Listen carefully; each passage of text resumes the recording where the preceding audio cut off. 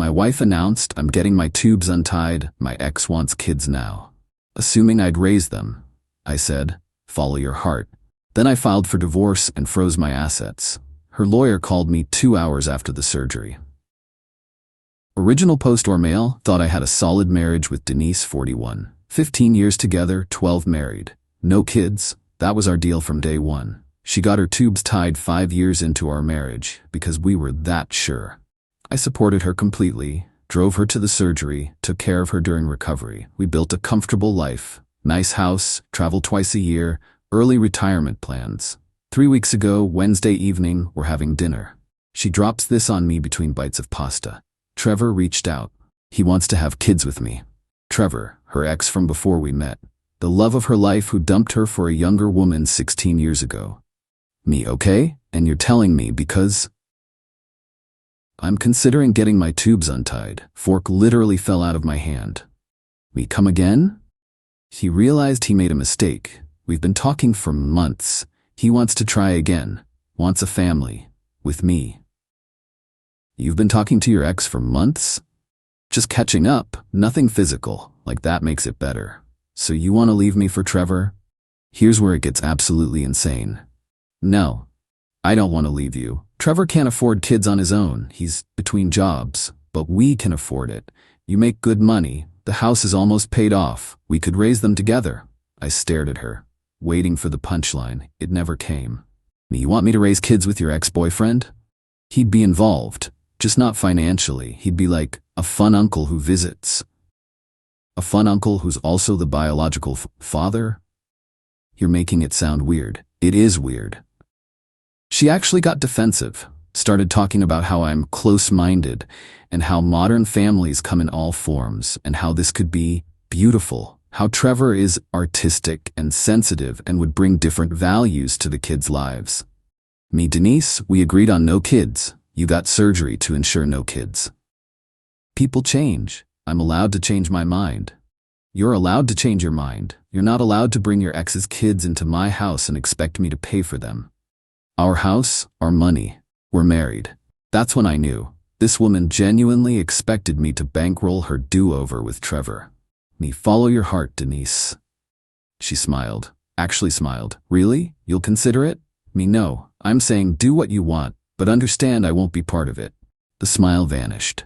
Thursday morning, she was at her laptop researching tubal reversal surgeries before I even left for work.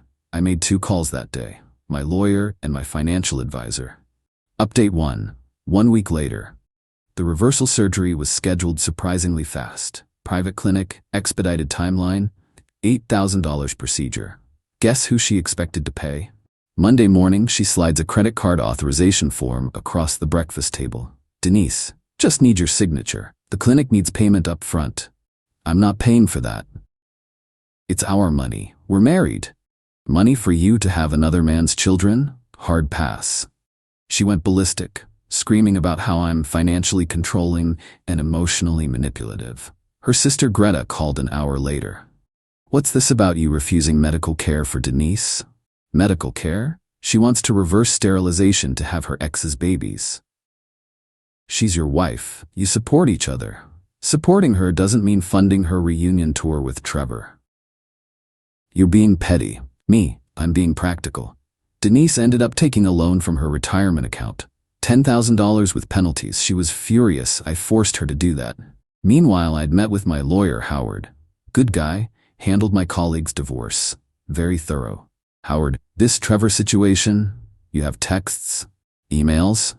She doesn't hide it. She's proud of it. Get everything in writing, every conversation about this arrangement. So I did. Started texting instead of talking. To confirm, you're having surgery to have Trevor's biological children? Yes. And you promised to support me. I said, follow your heart. I never agreed to raise another man's children. You're my husband. Of course you'll help raise them. We're a team. What's Trevor's contribution to this team? He'll provide the genetic material and emotional support. And financially? He's rebuilding his life. You know this. Don't be cruel. Howard loved those texts, said they'd be very helpful. The surgery was scheduled for Friday. Thursday night, Denise was packing her overnight bag, humming. Actually humming. Trevor's driving me tomorrow. He wanted to be there for support. How thoughtful. Don't be sarcastic. This is a beautiful thing, creating life. With Trevor. You'll love the kids once they're here, you'll see. The delusion was complete. Friday morning I worked from home. At 9 a.m. after confirming she'd checked in for surgery, I initiated the plan. 1. Filed for divorce. Howard had everything ready. 2. Froze all joint accounts per my lawyer's advice, temporary legal hold during divorce proceedings. 3. Separated my direct deposit to a new individual account. 4. Canceled all joint credit cards where I was primary holder. 5. Changed my life insurance beneficiary to my brother. 2 hours post-surgery, my phone explodes. Not Denise, she's still in recovery. Her lawyer. Mr. Morrison, this is Janet Whitfield. I represent Denise Morrison. What the hell did you just do? Me. Filed for divorce. I assumed Denise mentioned our situation. Janet, she's in recovery from surgery. You froze her accounts while she's in the hospital. The timing is unfortunate, but the decision was made when she chose Trevor and his hypothetical children over our marriage. Janet, this is financial abuse. Me, it's asset protection during divorce proceedings. Very standard. She needs access to funds. She had access. She spent 10 grand on surgery to have another man's babies. Silence. Then, she said you agreed to this arrangement. I have texts proving otherwise. Would you like copies? We'll be in touch. Update 2. The aftermath. Denise came home Saturday afternoon. Trevor dropped her off. He didn't come in, just waved from his beat-up Honda. Real father material there. She was walking slowly, still sore, found the divorce papers on the kitchen counter. The scream could have shattered windows. Denise, what is this? Me, divorce papers, thought that was clear. I just had surgery. To have another man's children. Yes, I'm aware. You said follow my heart. I did, and you did. Now I'm following mine. It's leading me to divorce court. She tried to use the credit card to order dinner, declined. Tried to get cash from ATM, account frozen. Denise, how am I supposed to eat? You have your loan money. That's for baby expenses, for our babies. Me, Trevor's babies, and there's no our anymore. She called Greta, called her mom, called Trevor. The entire squad showed up Sunday morning. Greta, you're a monster. She's recovering from surgery. Me, surgery I didn't want, didn't approve, and didn't pay for. Denise's mom, Betty, marriage is about compromise. Compromise? She wants me to raise her ex-boyfriend's children while he plays daddy on weekends. Where's the compromise? Trevor finally spoke up. Look man, I know this is unconventional. Trevor, with all due respect, shut up. You couldn't keep her 16 years ago. You can't afford kids now, but somehow you convinced her to blow up her marriage for your genetics. You're either a master manipulator, or she's lost her mind. Either way, not my problem anymore. I love her. Then you pay for everything. I'm between opportunities right now. Shocking. You're leaving her with nothing. She'll get her fair share in the divorce, but I'm not funding Trevor's breeding project. She gave you the best years of her life. And then decided to give the rest to Trevor. Choices have consequences. They left after Denise started crying about her incisions hurting. Greta helped her to the guest room. Yeah, she's in the guest room now. That evening, Denise tried emotional manipulation.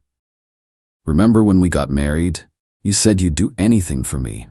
Me, within reason. Raising your ex's kids isn't reasonable. You could learn to love them. I could learn juggling too. Doesn't mean I should. Trevor says you're threatened by him. Me, Trevor's unemployed and trying to get his ex to fund his legacy. I'm not threatened, I'm disgusted. Monday she escalated, posted on social media. Some men can't handle when a woman chooses her own path. Controlling behavior is abuse. Financial abuse, my body, my choice. The comments were mixed, her friends rallied. Mine saw through it. My buddy Teeth commented, didn't she choose the path toward her ex-boyfriend? She deleted the post after someone asked, wait, is this about Trevor? The guy who dumped you for a 22-year-old? Update 3. The legal battle. 2 weeks post-surgery. Denise hired Janet full-time. They came out swinging with demands. 1. Full alimony for 5 years. 2. The house. 3. Half my retirement. 4. Payment for medical costs, the reversal surgery. 5. Future child support for potential children. Howard laughed. actually laughed. Howard, future child support for kids that don't exist with another man? That's creative. We countered with, standard asset division, no alimony, she works full-time? She keeps her loan debt, clean break. Janet fired back with accusations of financial manipulation and reproductive coercion. Reproductive coercion? She's literally having surgery to reproduce with someone else. The mediation was scheduled, Thursday, 2 p.m., conference room at Howard's firm. Denise showed up with Trevor. At our divorce mediation, Howard, is there a reason, Mr. Garrison? I'm here for emotional support. This is a legal proceeding. He's my partner now. Since when? Since you abandoned me. Janet, my client was forced to seek support elsewhere when Mr. Morrison withdrew all financial and emotional support. He withdrew support for funding another man's children. Slightly different. We went in circles for 2 hours. Denise insisted she needed the house for the babies. What babies? They're trying for them, apparently. Trevor sat there nodding like a bobblehead. Finally, the mediator asked Denise directly, Mrs. Morrison, is it true you're planning to have children with Mr. Garrison while seeking support from Mr. Morrison? Denise, the children deserve support regardless of biology. Children that don't exist? They will exist with Mr. Garrison? Yes. Mediator, then perhaps Mr. Garrison should provide support? I'm an artist. My work isn't about money. The mediator's face was priceless. We didn't reach an agreement. Howard filed for expedited divorce proceedings based on irreconcilable differences and abandonment of marriage covenant. Meanwhile, Denise and Trevor were playing house in my house. She'd moved him in temporarily because his roommate kicked him out, probably for not paying rent. I stayed in my brother's spare room, paid the mortgage on a house I couldn't live in because Romeo and Juliet were nest building. Friday night, got a text from my neighbor, Trevor's moving furniture around.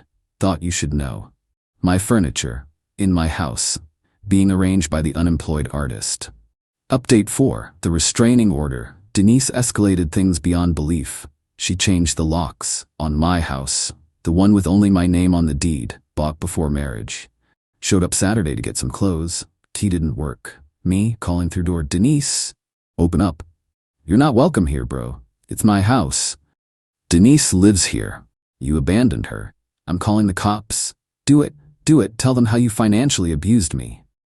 Cops arrived. Officer looked tired before I even started explaining. Officer, so, your wife lives here? Estranged wife. Divorce in progress. House is mine. Premarital asset.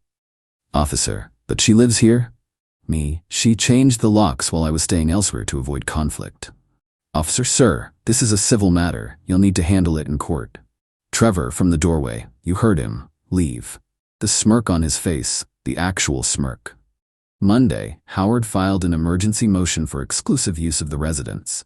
Judge scheduled it for Wednesday. Tuesday night I get served. Denise filed a restraining order, claimed I was harassing her and threatening Trevor. The petition said, I showed up aggressively at the house. I've been controlling finances to manipulate her. I'm preventing her from starting a family. She fears for her safety. Howard was furious. This is clear manipulation. She's trying to establish residence and paint you as the aggressor. Wednesday's hearing was a circus. Denise showed up in a maternity dress. She's not pregnant, just had surgery 2 weeks ago. But there she was, hand on her flat belly, playing the victim. Janet argued I was economically terrorizing a woman trying to fulfill her maternal destiny. Howard presented the deed showing my sole ownership, text messages about Trevor and the kids, bank records showing the $10K loan she took, security footage from my neighbor showing Trevor moving in. Mrs. Morrison, are you pregnant? Not yet, but hopefully soon. With Mr. Garrison's child? Yes. While married to Mr. Morrison, he abandoned me. By not agreeing to raise another man's children? Silence. Restraining order, denied. Exclusive residence, granted to me. They had 48 hours to vacate. Denise screamed, actually screamed in court. This is discrimination. I have rights. Judge, you have the right to pursue your relationship with Mr. Garrison elsewhere. Update 5. The Moving Day Massacre Friday. Moving Day. I hired off-duty cops for security. Best $400 I ever spent. Denise and Trevor showed up with a U-Haul at 8 a.m. Greta was there. Betty was there. Even Trevor's mom showed up, a woman I'd never met who immediately started yelling about injustice. Trevor's mom, "You're putting my son on the street." Me, "Your 38-year-old unemployed son who's having an affair with my wife?" Yeah, I'm the bad guy. They started loading boxes. Denise was crying, making sure everyone saw her tears. Then Trevor tried to take my flat screen. Me, "That's mine." Denise uses it. "So, it's mine. Receipts in my filing cabinet." "Don't be petty, bro," says the guy screwing my wife. One of the cops stepped forward. "Sir, put the TV down." Trevor backed off quick. Real tough guy. Greta tried next. "Denise needs furniture for her new place. Then she should buy some." Greta, "With what money? You froze everything." Me, "She has a job. Trevor's an artist. Figure it out." Betty pulled out her phone, started recording. "This is what financial abuse looks like, forcing a woman from her home. It's literally my house." Marshall property. Howard, who'd shown up to observe. "Premarital asset, actually. Here's the deed." Betty kept recording anyway, muttering about viral videos and justice. The real drama came when Denise tried to take my grandmother's dining set. Me, "Absolutely not.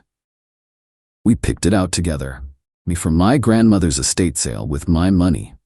I need it for the babies." "What babies? You just had surgery. The future babies." Me, "Trevor's babies? Our babies." "There is no our. There's you and Trevor. Leave the furniture." She burst into tears. "You're so cruel. I wasted 15 years on you." Weird way to describe a marriage you're leaving for your ex. Trevor stepped up, chest puffed. "You need to show some respect." "Respect? You're literally stealing my wife and trying to steal my TV. Get out." They finally left around 2 p.m. Truck half empty because most their stuff was actually mine. Denise's parting shot, "You'll regret this when you die alone." Me, "Better than raising Trevor's kids." Update 6, the fallout 3 days after moving day. Denise and Trevor were staying with Greta. Apparently, it wasn't going well. Got a call from Greta.